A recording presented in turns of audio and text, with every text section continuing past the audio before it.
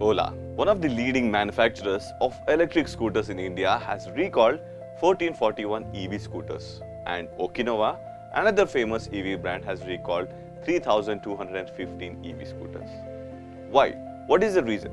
What's going on with these EV companies and scooters in India? Let's check out the storyline. Ola Electric said on Sunday it will recall 1441 of its electric scooters weeks after one of its vehicles caught fire, prompting a government probe into the incident.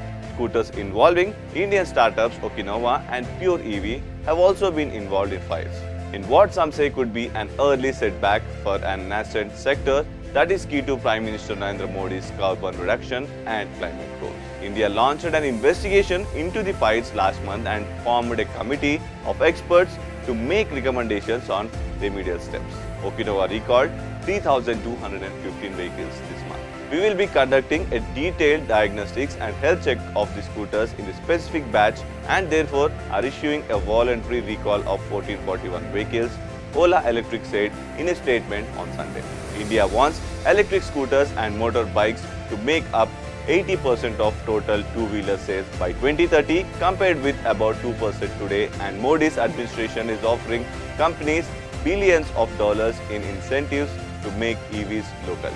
Ola said it supported an EV safety policy, and a preliminary assessment of one of its vehicles catching fire revealed the incident was an isolated one, adding that were a preemptive measure.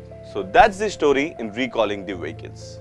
If these fire incidents continue on regular basis, we need to check how many EV companies are going to recall their vehicles. Let's wait and see. Thank you for watching HyBiz TV. This is Chaitanya Muddam signing off.